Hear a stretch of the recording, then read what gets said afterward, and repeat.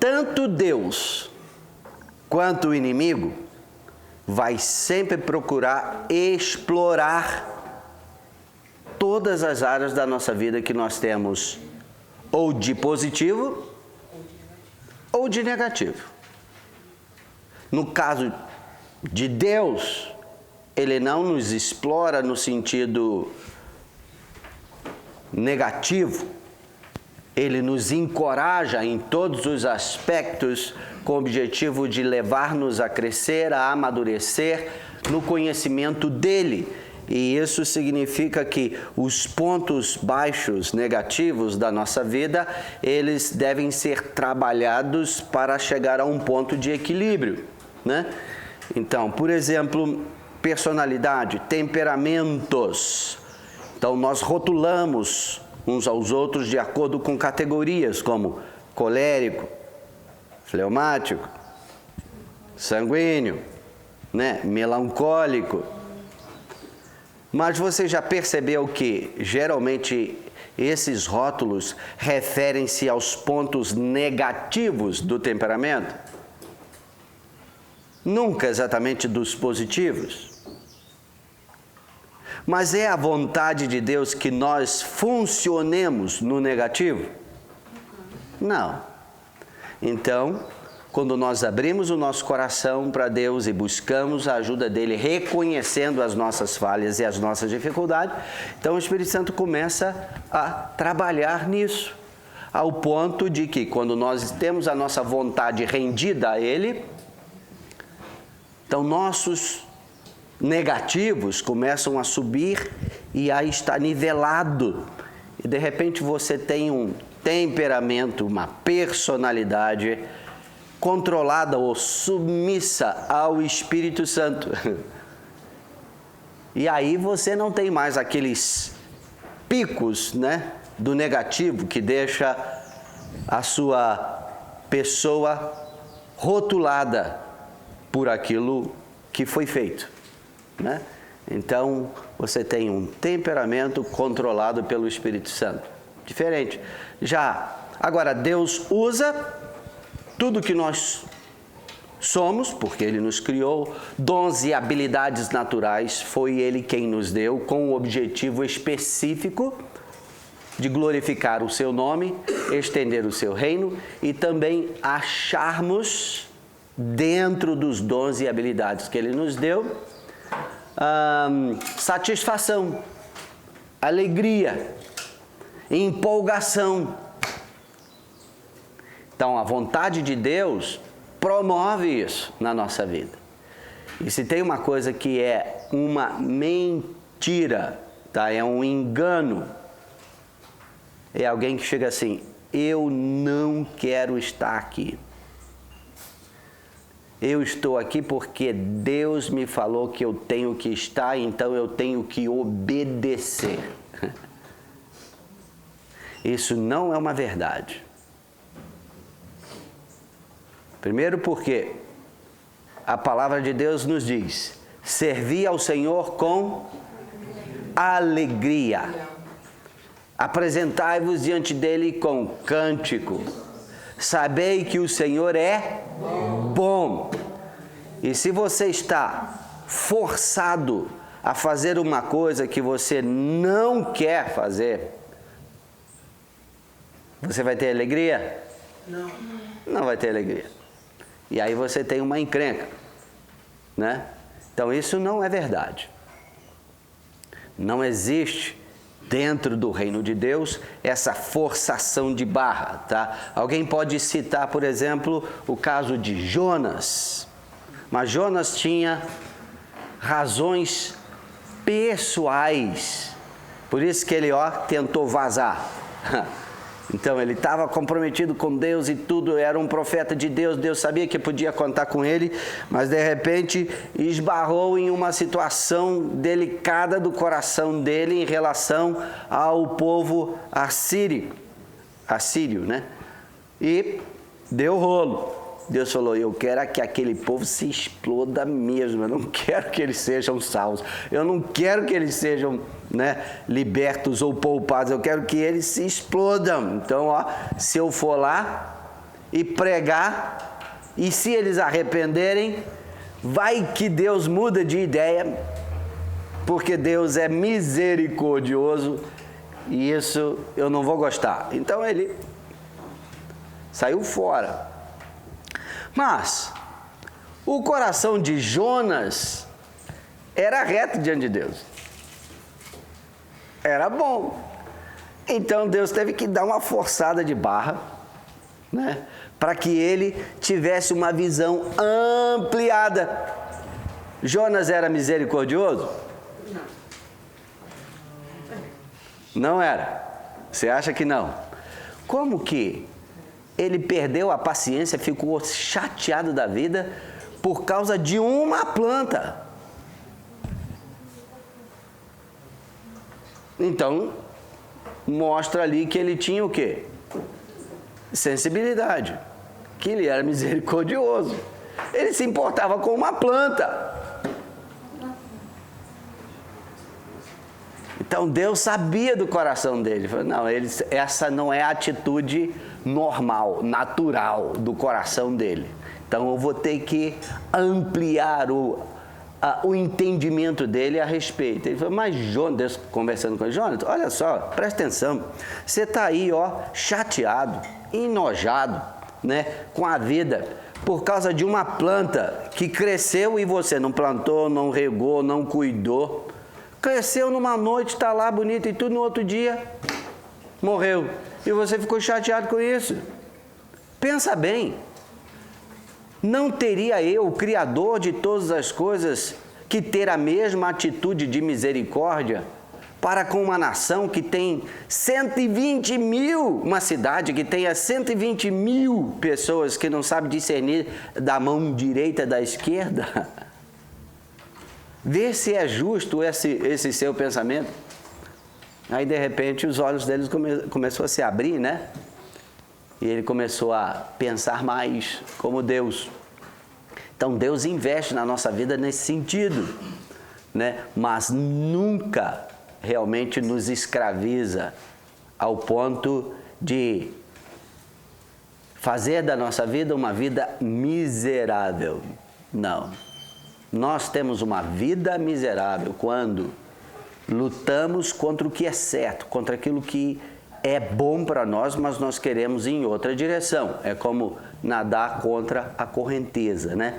Chega um momento que a correnteza começa a nos vencer e a gente sente mal, porque quer ir em outra direção. Já Satanás não.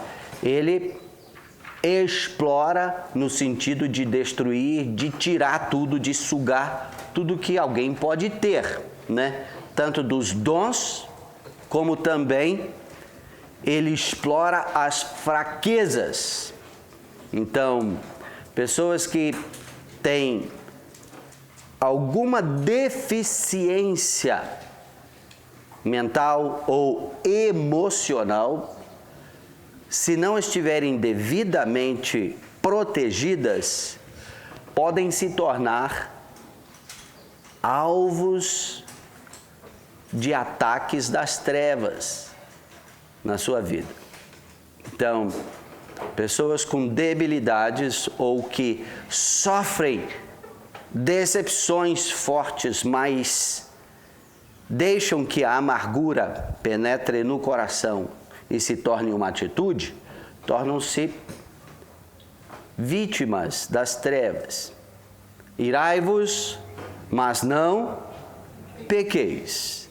Não se ponha o sol sobre a vossa ira, nem deis lugar ao diabo. Ira atrai ataque das trevas.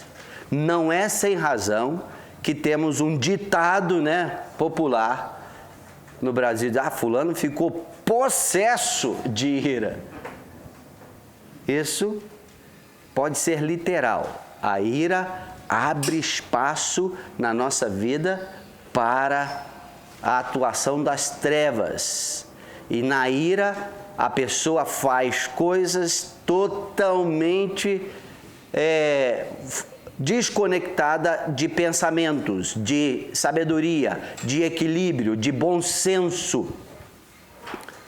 Então, um ataque de raiva, um ataque de ira pode gerar tanta adrenalina numa pessoa que ela se torna tão forte e capaz de fazer coisas que em outro momento não faria. Mas isso não é sozinho. Tem alguma ajudinha extra aí nesse processo.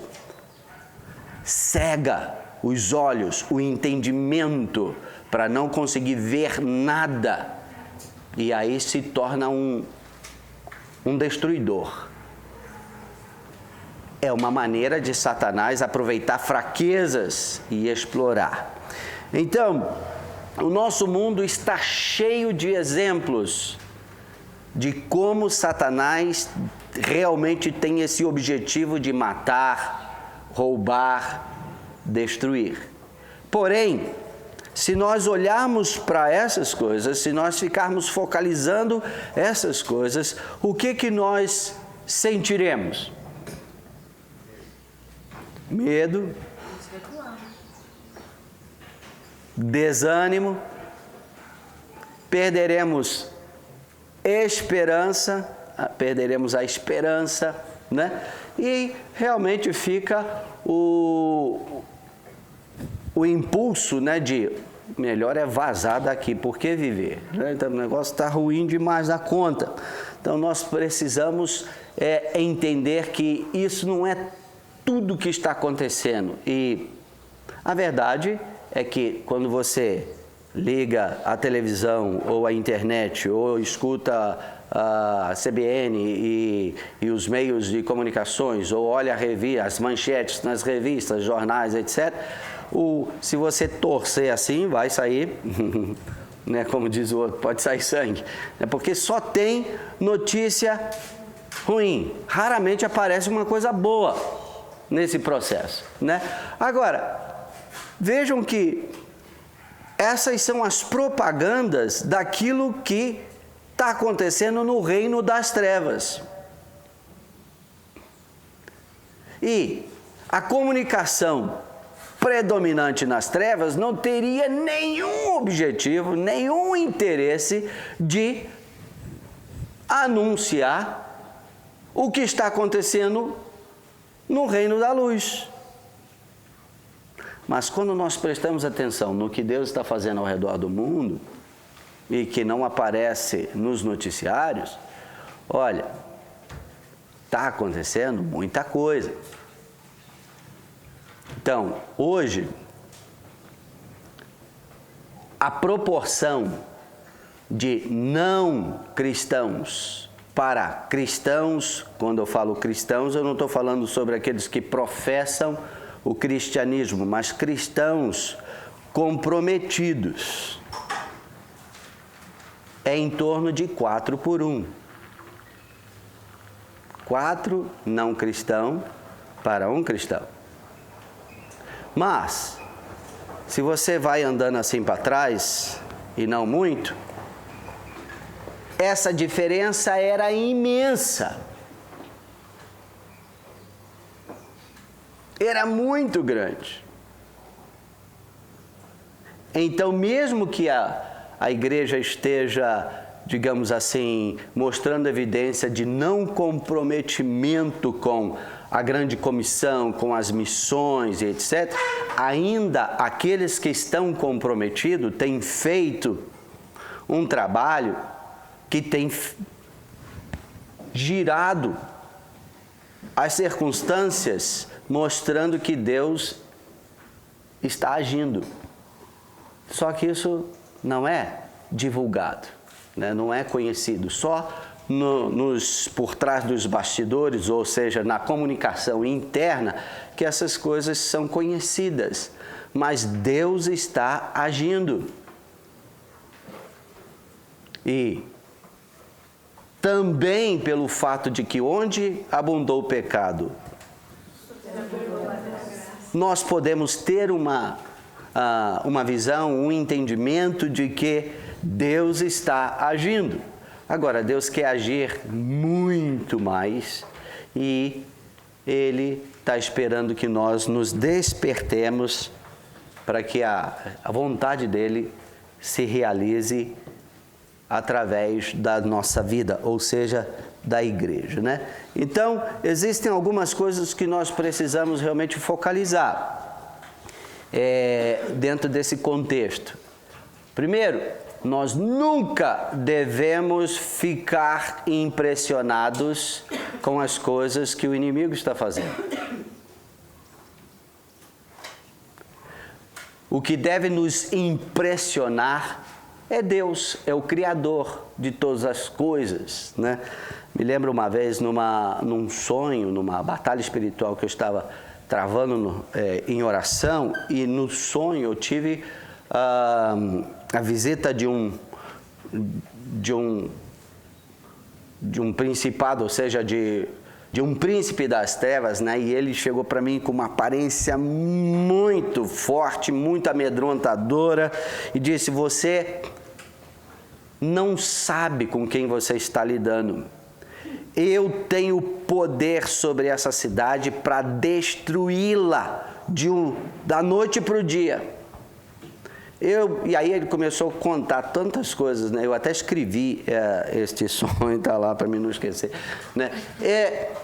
Eu tenho poder para destruir isso, daquilo, aquilo outro. E ele falou uma porção de coisas que ele poderia destruir, inclusive a cidade toda. Eu falei: interessante. Você só tem poder para destruir, mas poder não é demonstrado em destruição, mas em construir. Poder é demonstrado não em matar, mas em dar vida. Deus tem todo o poder. Ele não destrói, ele constrói. Ele não mata, ele dá vida. Você não tem poder algum. Deus, sim, tem todo o poder. Pois? Ele ainda precisa de permissão. Ele ainda precisa de permissão, né? Então, nós não podemos, não devemos de forma alguma estar atentos ou prestando atenção ou até interessados em conhecer em detalhes o inimigo. Algumas pessoas que se envolvem em ministério que eles chamam de batalha espiritual ou libertação, e aí eles sabem tudo quanto é nome de demônio, sabem as cores que esses demônios gostam, né? Sabem até das comidas que esses demônios gostam, sabe? Isso é impossível, porque eles não têm. Né? Então eles poderiam dar uma aula assim detalhada sobre as trevas. Gente, isso é um engano e é uma tremenda perda de tempo, porque não vai fazer diferença nenhuma. E da onde que vêm essas informações? Eu vou te dizer, não é daqui. A Bíblia não se atém a isto. A Bíblia se atém a revelar quem Deus é, não o inimigo.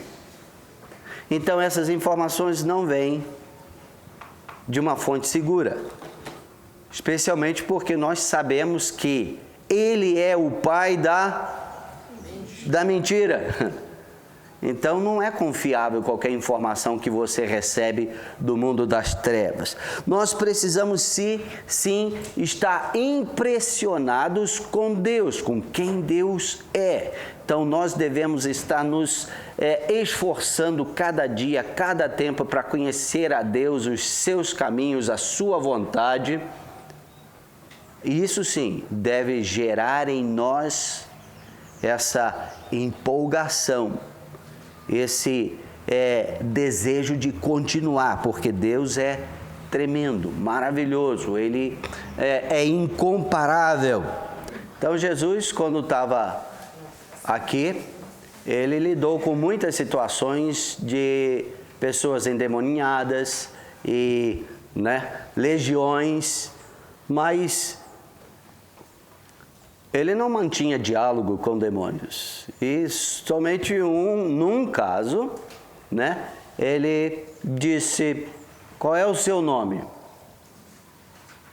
E aí a resposta foi: legião, porque somos muitos. E morreu o assunto. Muitos ou poucos, saiam, né? Sai fora daqui, vai embora, né? E pronto. Não tinha muito esse negócio de intimidade com o inimigo, não. Então, nós precisamos prestar atenção nesses detalhes, né? Então, o fundamento básico no contexto de batalha espiritual, em qualquer aspecto que nós estejamos envolvidos, tá? É este. Você nunca pode ter um avanço no sentido horizontal maior do que você tem no sentido vertical. Vertical.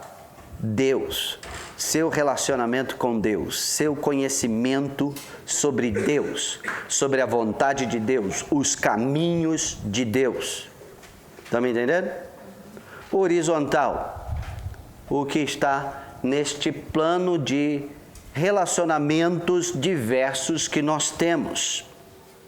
Então, avançar nessa direção mais do que na direção vertical pode comprometer seriamente a nossa vida. Então, nosso relacionamento, nosso empenho, nosso desenvolvimento deve ser no sentido vertical. O reino de Deus, a vontade de Deus, a pessoa de Deus. Nós somos chamados a estar com Cristo nas regiões, sentado nas regiões celestiais, tá? Então, aqui no horizontal é nosso empenho, é nosso intelecto, é nossa vontade, são as coisas que estão disponíveis neste plano. Isso não pode de forma alguma substituir o que Deus quer nos revelar. Isso não significa que nós tenhamos que ser ignorantes sobre as coisas relacionadas a este mundo, aquilo que nós estamos envolvidos e assim por diante.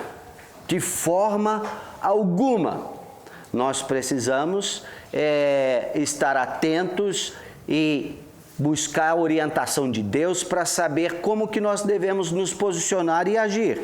Porém, não deve ser nunca o nosso foco é Deus, é gastar tempo com Ele, é prosseguir conhecendo-o. E se temos que nos orgulhar de alguma coisa, como diz a Bíblia, glorie-se nisto, em conhecer-me, diz o Senhor.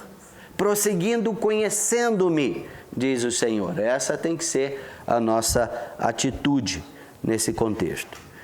Então, não tem super cristão, nem mais ou menos, nem um cristão pequenininho, não tem nada disso, tá? Todos nós estamos envolvidos num contexto de batalha espiritual. Ou você vai estar fazendo o trabalho de promover um reino ou outro, ou então você não vai estar fazendo nada e isso é perda, tá? Vai trazer trabalho para alguém.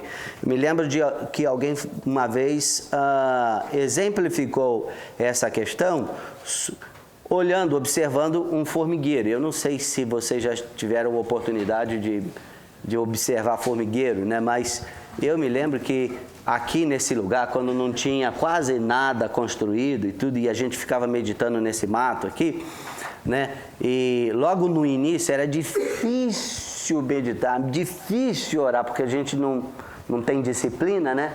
E aí lia, orava, dava 5 minutos, você já perdeu todo o argumento, já perdeu todo a lista que você tinha para orar, você já deu conta dela, você já não tem mais assunto e você fica, aleluia, glória a Deus, oh Jesus, obrigado pela planta, aí passa um passarinho, oh Jesus, obrigado porque o Senhor criou o passarinho, né?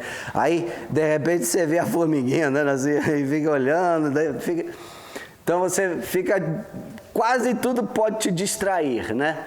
Mas sabe que observações às vezes nos leva a pensar como alguém estava observando assim, formigueiro, e aí de repente vê aquelas formigas que eu não gosto delas, aquelas cortadeiras que comem todas as minhas roseiras e as minhas plantas lá, numa noite elas destroem tudo, eu não gosto delas não, né? Mas alguém estava observando um formigueiro daquele, e aí viu que tinha algumas formigas grudadas numa folha grande e puxando para o formigueiro, né, e tinha outras, não tão, assim, o número era menor, ainda bem, que grudava na folha e puxava para o lado contrário, parecia que era outro formigueiro, né? Uns puxando para um lado e outros puxando para o outro. Dificulta o trabalho, né, porque é trabalho em dobro, esforço. E tinha outras que subiam em cima da folha assim, grudava lá e ficava lá em cima da folha, né? Quer dizer, aonde a folha fosse, ela estaria indo também. Tem gente assim, a igreja às vezes é assim, tem aqueles que puxam na direção certa e tem uns, né, que parece que são oponentes, né? E tem uns que ficam em cima da folha que não faz nada, tanto faz que vai para um lado ou para o outro, né?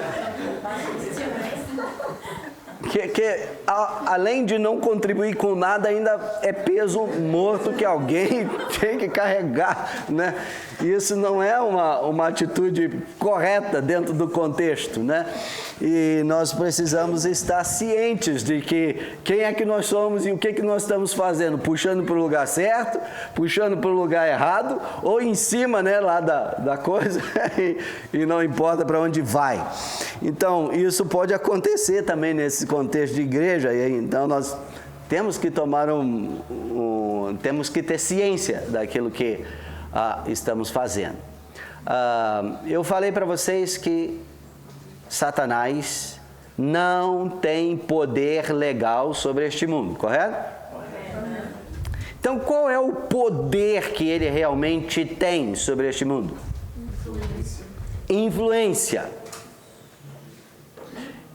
Na maioria das vezes, especialmente com aqueles que são opositores a ele, a influência que ele vai procurar ter na mente desta pessoa é de gerar medo. Quando você está com medo, o que acontece? Você fica paralisado, você não esboça ação, você fica procurando um jeito de correr, né, de sair fora daquela ameaça, e isso dá vantagem ao inimigo. Você passa a temê-lo.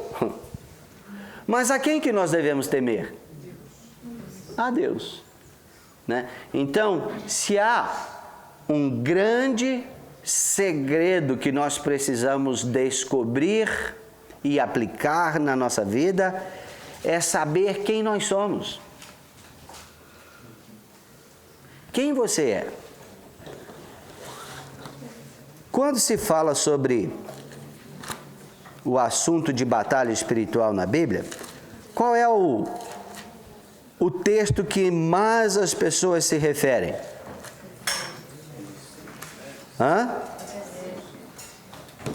Podem falar alto.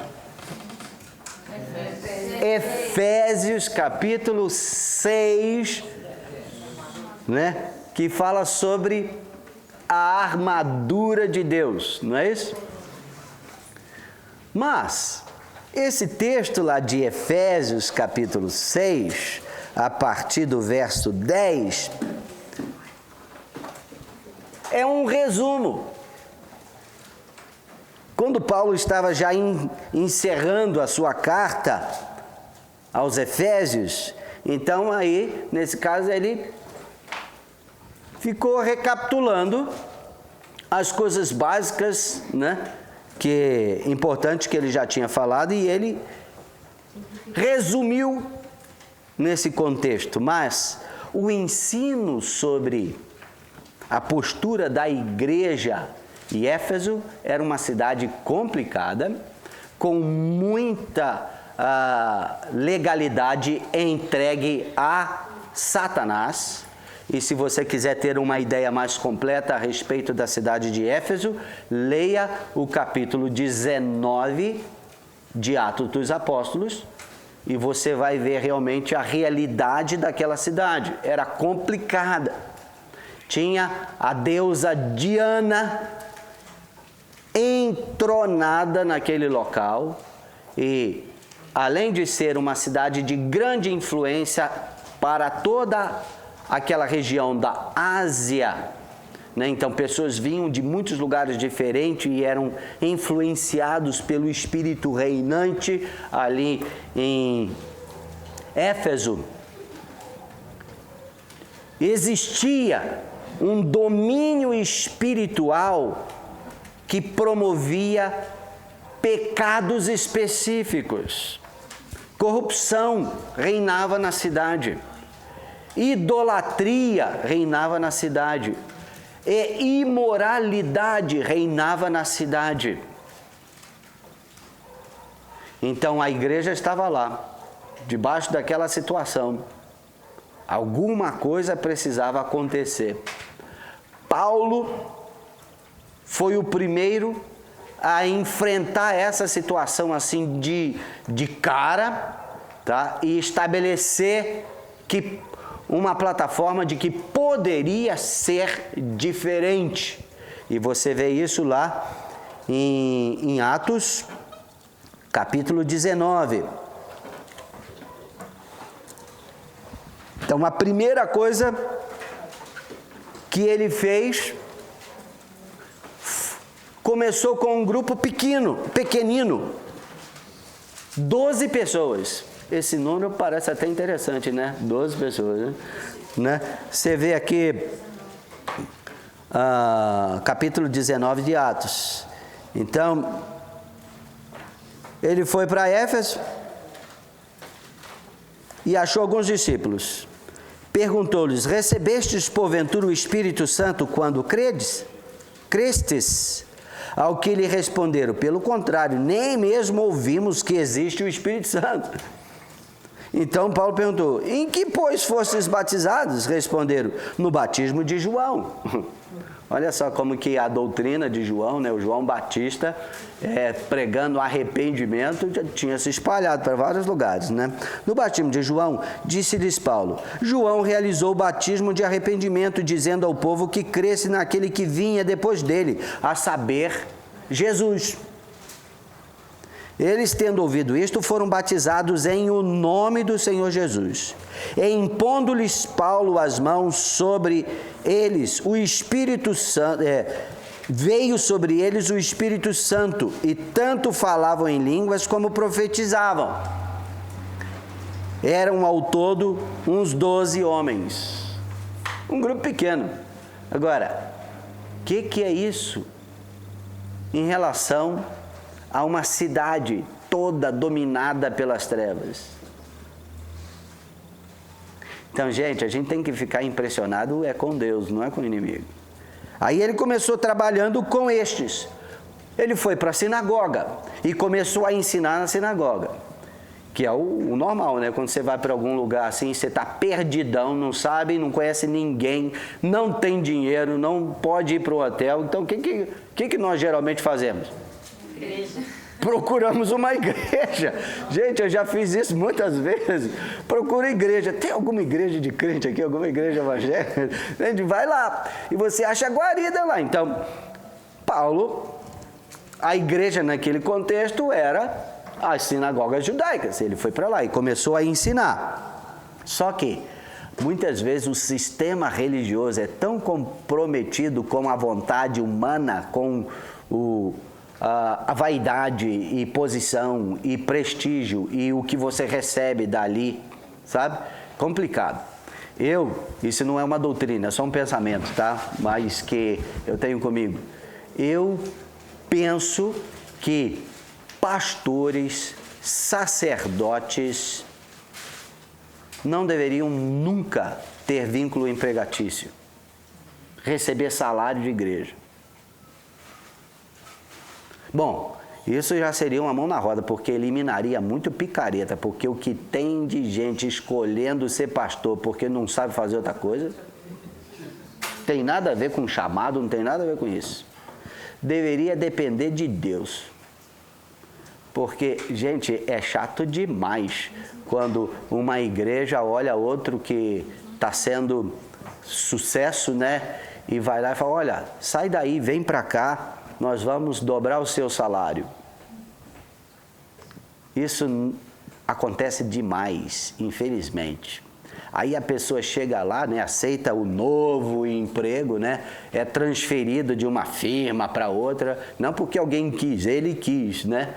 Então achou conveniente. Aí chega lá com a maior cara de pau e diz, nós estávamos orando e Deus me chamou para estar aqui. Hipócrita! Foi a bufunfa que fez com que ele saísse do lugar e fosse para o outro. E o que tem de pastores levando igreja no Ministério do Trabalho? Tem. Quer dizer, isso compromete a autoridade de falar a verdade. Compromete totalmente, você está comprometido. Foi vendido. Então, aqueles que são chamados para ocupar uma função sacerdotal, deveria estar dependendo de Deus e não de uma estrutura trabalhista. Ou então não assuma isso. Vai ser contador, vai ser taxista, vai ser engenheiro, vai ser doutor, vai ser qualquer outra coisa, onde você pode lutar, brigar pelos seus direitos. Mas servir a Deus, especialmente na área sacerdotal, você não pode estar comprometido com os sistemas deste mundo. Durante 3 meses, Paulo frequentou a sinagoga, verso 8, onde falava ousadamente, dissertando e persuadindo com respeito ao reino de Deus. Ao reino de Deus. Visto que alguns deles se mostravam empedernidos e descrentes, falando mal do caminho, diante da multidão, Paulo, apartando-se deles, separou os discípulos, passando a discorrer diariamente na escola de Tirano. Durou isto por espaço de 2 anos. Quando você lê alguma coisa paralela, comentário, você vê lá que essa escola, esse salão que Paulo abriu, ele tinha reuniões todos os dias lá, de 11 da manhã às 4 da tarde. Ou seja, 5 horas por dia. Todos os dias, ensinando sobre o reino de Deus, sobre Jesus, sobre o Salvador. Durou isto por espaço de 2 anos. Neste lugar aqui, onde Paulo estava ensinando, foi da onde surgiram as 7 igrejas que são mencionadas no livro de Apocalipse. As 7 igrejas que estão lá mencionadas em Apocalipse surgiram desse trabalho de Paulo aqui. Então, esses 2 anos, o que aconteceu? Que Paulo estava lá pregando, deu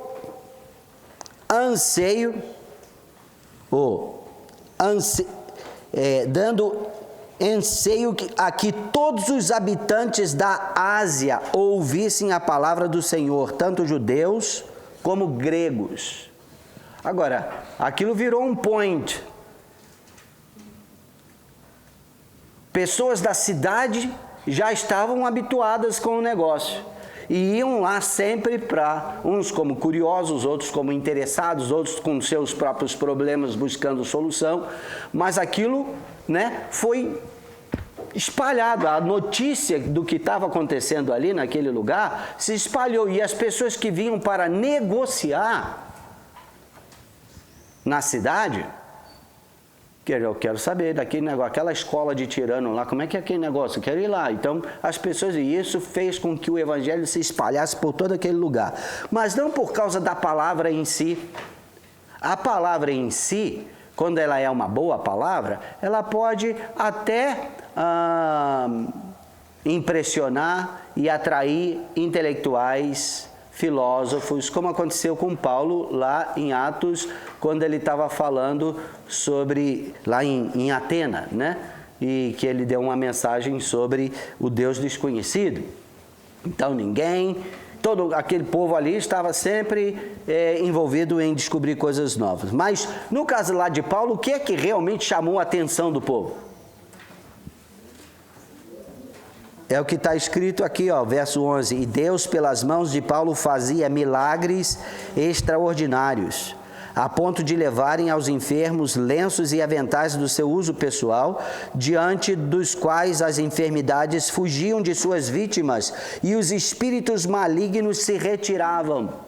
Olha a apresentação de autoridade espiritual naquela situação. Aí veja só o que aconteceu. Alguns judeus exorcistas ambulantes tentaram invocar o nome do Senhor Jesus sobre possessos de espíritos malignos, dizendo: esconjuro-vos por Jesus a quem Paulo prega.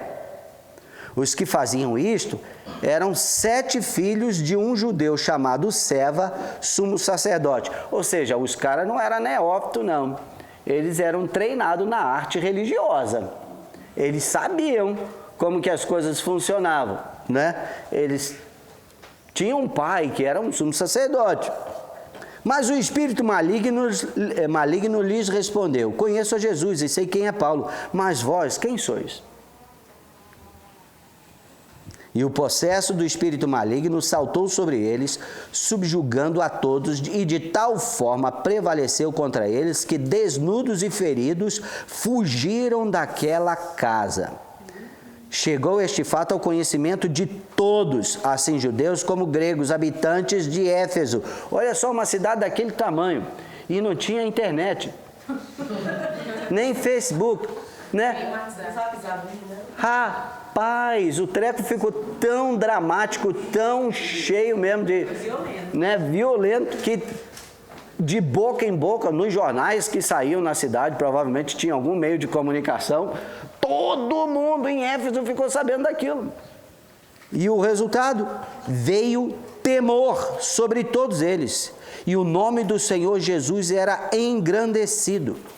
Muitos dos que creram vieram confessando e denunciando publicamente as suas próprias obras. Conversão genuína é acompanhada de confissão e assumir responsabilidade pública pelos seus erros, que são, ou pecados públicos. Vieram denunciando publicamente as suas próprias obras. Também muitos dos que haviam praticado artes mágicas, reunindo os seus livros, os queimaram diante de todos. Calculados os seus preços, achou-se que montavam a 50.000 denários. Assim a palavra do Senhor crescia e prevalecia poderosamente. 50.000 denários. Um denário era o salário ou a diária de um trabalhador. 50.000 denários. Uma faxineira, vamos pegar aqui, quanto que cobra por dia? 100, 120, 80, né? Uma faxineira. Vamos tirar, uma diarista, né? Um pedreiro, mais ou menos, não é top não, tá? Um pedreiro, tá? Cobra 150 a diária. Agora, multiplica isso por 50.000. Vê a quantidade de grana que foi queimada publicamente por causa do resultado da batalha espiritual que Paulo começou. A coisa não ficou assim, tranquila, maravilhosa, não. Você vê lá, verso 23, por esse tempo houve grande alvoroço acerca do caminho, pois um ourive chamado Demétrio, que fazia de prata nichos de Diana e que dava muito lucro aos artífices, convocando-os juntamente com os outros da mesma profissão, disse-lhes: Senhores, sabeis que deste ofício vem a nossa prosperidade. E estáis vendo e ouvindo que não só em Éfeso, mas em quase toda a Ásia, este Paulo tem persuadido e desencaminhado muita gente, afirmando não serem deuses os que são feitos por mãos humanas. Não somente há o perigo de a nossa profissão cair em descrédito, como também de o próprio templo da grande deusa Diana ser estimado em nada, e ser mesmo destruída a majestade daquela que toda a Ásia e o mundo adora. Ouvindo isto, encheram-se de furor e clamavam: grande é a Diana dos Efésios. Isso deu uma confusão terrível ali naquele lugar. O povo se levantou, né? Satanás não fica simplesmente vendo o seu reino ruir sem fazer nada, não? Então, há uma reação. E o negócio aqui ficou feio.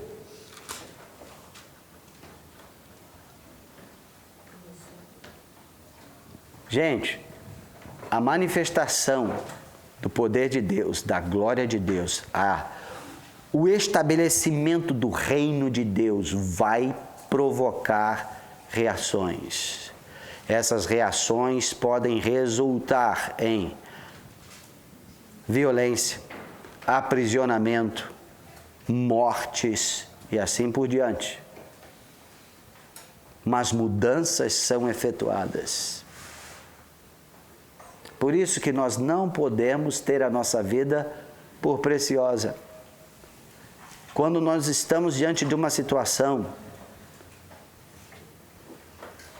de grande importância, de grande relevância no reino de Deus, a nossa vida não pode ocupar o espaço de ser mais importante do que aquilo. Nós não podemos retroceder.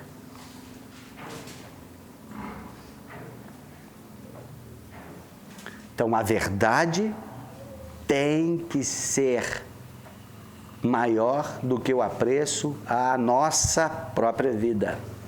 É isso que Jesus diz em Lucas capítulo 14. Aquele que ama pai, mãe, irmão, irmã, filho, filha, esposo, esposa, mais do que a mim, não é digno de mim, né? Lá o texto diz, aquele que não aborrece.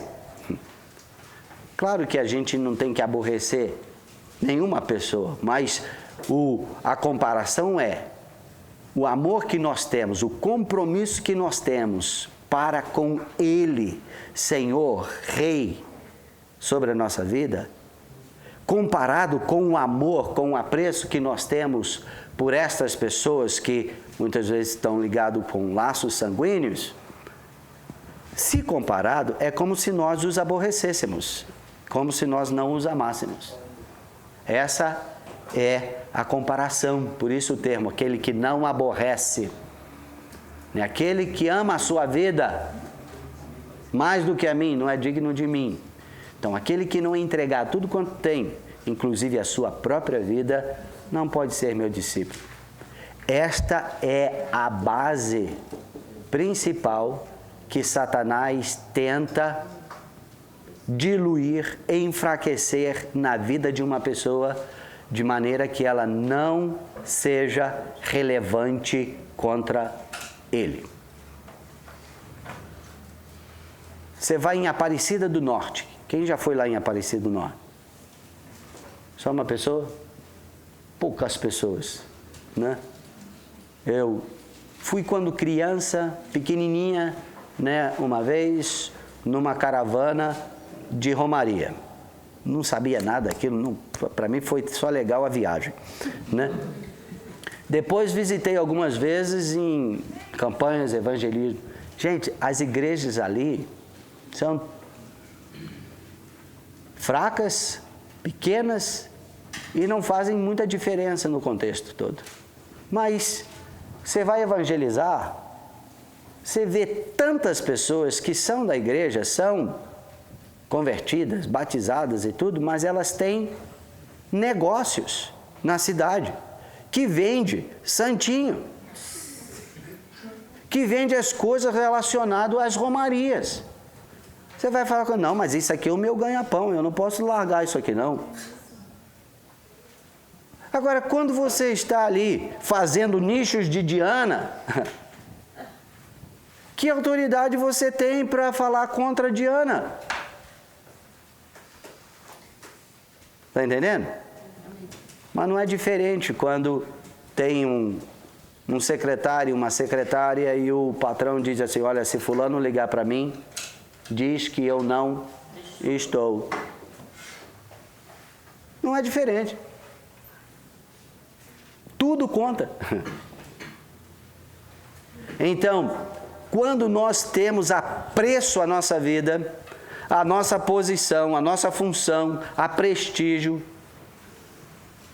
acima da verdade, nós nos tornamos essas formiguinhas em cima da folha que não faz diferença nenhuma.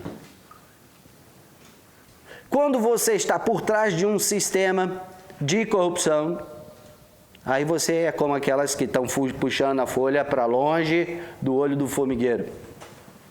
Então está do outro lado mesmo. Então nós precisamos de integridade na nossa vida. E o diabo, ele procura destruir isso em nós. Por isso que nós precisamos atentar para o que Paulo nos ensina dentro desse contexto em Efésios. Abra a sua Bíblia lá em Efésios, capítulo 1.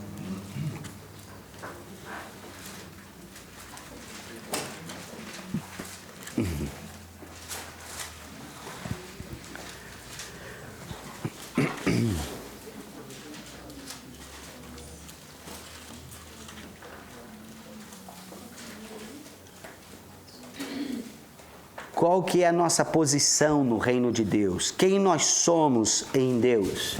Então, os primeiros capítulos de Efésios nos afirma isto. Paulo, apóstolo de Cristo Jesus por vontade de Deus, aos santos que vivem em Éfeso e fiéis em Cristo Jesus. Aqui já passou uma peneira bem legal, né? Aos santos e fiéis. Esta é a qualidade básica da vida cristã. Aos santos e fiéis. Graças a vós outros e pais da parte de Deus, nosso Pai e do Senhor Jesus Cristo. Bendito o Deus e Pai de nosso Senhor Jesus Cristo, que nos tem abençoado com toda sorte de bênção espiritual nas regiões celestiais em Cristo. Vocês estão acompanhando aí?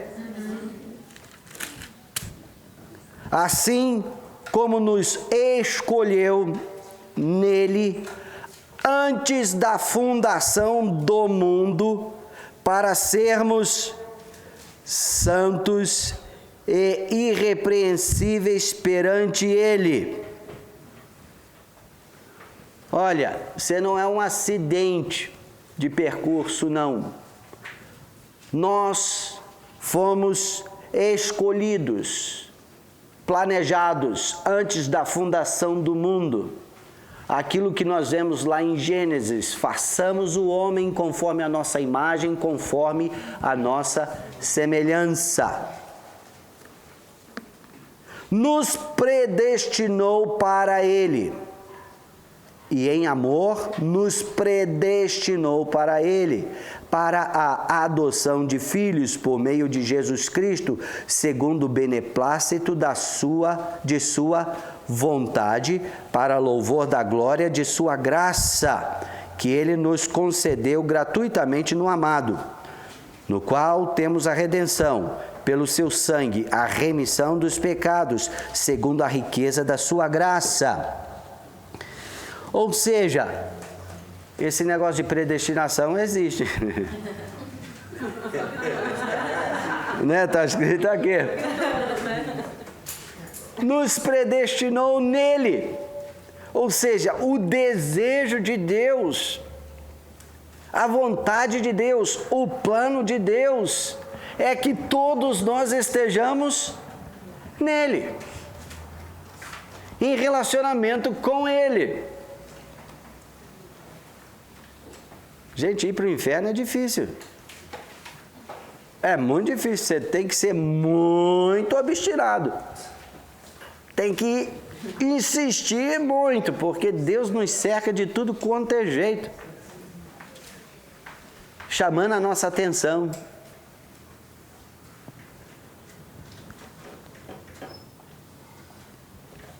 E mesmo quando depois da queda, Deus nunca desistiu desta ideia, né?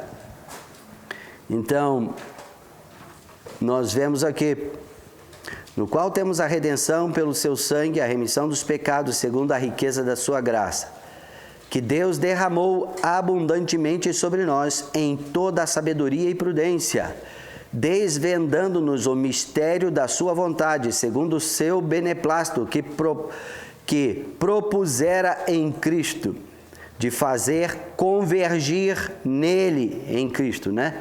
Na dispensação da plenitude dos tempos, todas as coisas, tanto as do céu como as da terra.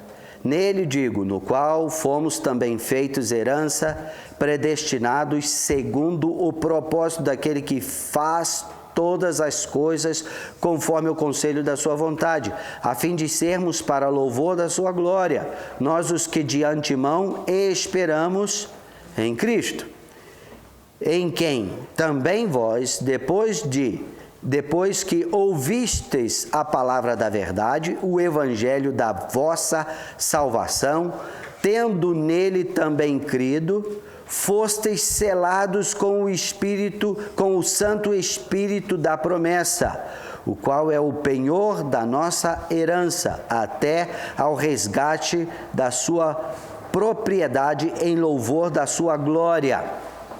Por isso também, eu tendo ouvido a fé que há entre vós no Senhor Jesus e o amor para com todos os santos, não cesso de dar graças por vós, fazendo menção de vós nas minhas orações, para que o Deus de nosso Senhor Jesus Cristo, o Pai da glória, vos conceda espírito de sabedoria e de revelação no pleno conhecimento dele, e iluminados os olhos do vosso coração, para saberdes qual é a esperança do seu chamamento, qual a riqueza da glória da sua herança nos santos, e qual a suprema grandeza do seu poder para com os que cremos, segundo a eficácia da força do seu poder, o qual exerceu ele em Cristo, ressuscitando dentre os mortos e fazendo sentar à sua direita nos lugares celestiais, acima de todo principado e potestade e poder e domínio, e de todo nome que se possa referir não só no presente século, mas também no vindouro, e pôs todas as coisas debaixo dos pés, e para ser o cabeça sobre todas as coisas, o deu à igreja, a qual é o seu corpo, a plenitude daquele que a tudo enche em todas as coisas. Veja, você não é pouca coisa não. Ele vos deu vida, estando vós mortos nos vossos delitos e pecados, nos quais andastes outrora, segundo o curso deste mundo, segundo o príncipe da potestade do ar, do espírito que agora atua nos filhos da desobediência, entre os quais também todos nós andamos outrora, segundo as inclinações da nossa carne, fazendo a vontade da carne e dos pensamentos, e éramos, por natureza, filhos da ira, como também os demais. Mas Deus, sendo rico em misericórdia, por causa do grande amor com que nos amou, e estando nós mortos em nossos delitos, nos deu vida juntamente com Cristo. Pela graça sois salvos. E juntamente com Ele nos ressuscitou e nos fez assentar nos lugares celestiais em Cristo Jesus, para mostrar nos séculos vindouros a suprema riqueza da sua graça em bondade para conosco em Cristo Jesus, porque pela graça sois salvos, mediante a fé. E isso não vem de vós, é dom de Deus, não de obras, para que ninguém se glorie, pois somos feitura dele, criados em Cristo Jesus para boas obras, as quais Deus de antemão preparou para que andássemos nelas. Então, boas obras faz parte da nossa natureza, faz parte daquilo que Deus criou-nos para ser e viver. Então, não tem nada a ver com adicionar algum mérito de salvação.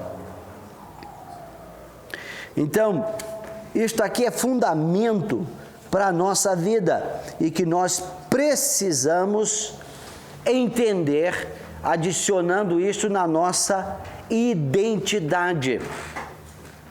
Você é um filho, uma filha de Deus, escolhido por Ele, antes mesmo da fundação do mundo. O mundo foi criado em prol, ou para abrigar, ou para servir, tá? De base, de fundamento, para o que Ele tinha planejado. Para que nós pudéssemos ter um lugar para viver e desenvolver tudo aquilo que Ele planejou na nossa vida. Então, essa palavra usada aqui, nos predestinou, nos escolheu nele antes da fundação do mundo, né? E nos predestinou para ele. Não é, na força da palavra, um absoluto. Mostra que no que depende dele, é o que ele quer, e no que depende dele fazer alguma coisa, ele já fez. Então, tudo foi feito de acordo e consumado, de acordo com o melhor que poderia acontecer. Mas, como Deus nos criou com o objetivo de relacionamento, relacionamento não é imposto. Relacionamento é escolhido. Amor não pode ser comprado, negociado. Tem que ser dado e recebido livremente. Entende? Então, a diferença está aí. Então, quando nós harmonizamos a nossa vida, a nossa vontade, as nossas escolhas com o que Deus planejou, o que Ele desejou e Ele deseja, e é a razão de nós termos tudo aquilo que nós temos revelado na Sua palavra, é isso. Então, quando nós harmonizamos isso, então, não há nada, absolutamente nada, que pode nos separar deste plano. Como nos diz aqui, ó.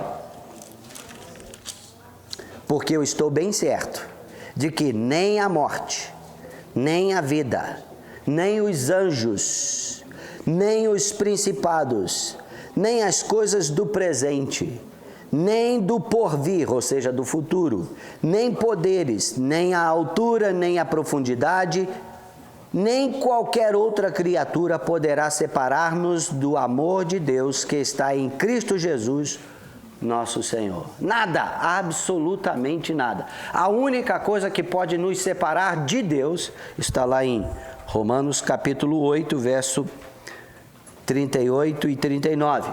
A única coisa que pode nos separar de Deus, não, pecado não nos separa de Deus. É a minha escolha de não querer andar com Ele. Não tem nenhum pecado que nos separa de Deus, nenhum. Nem passado, nem presente e nem futuro. Se confessarmos os nossos pecados, Ele é fiel e justo para nos perdoar os pecados e nos purificar de toda injustiça. O que nos separa de Deus é a atitude de independência. Querer andar nos nossos próprios caminhos. Então, quando a Bíblia fala lá em Isaías 59, mas as vossas iniquidades fazem separação entre vós e o vosso Deus, e os vossos pecados encobrem o seu rosto de vós, para que não vos ouça. Está esboçando uma insistência em fazer a sua própria vontade, andar na sua própria paixão, que é contrário ao caráter de Deus, a pessoa de Deus. Mas isso é uma escolha nossa, é uma decisão de andar contrário àquilo que é o padrão. E andarão dois juntos se não houver entre eles acordo? Não tem jeito. Então, nesse sentido, tudo que Deus fez ou pode fazer com o objetivo de trazer-nos de volta, não funciona, porque nós que temos livre-arbítrio e temos uma vontade ferrenha, não queremos e vamos lutar contra.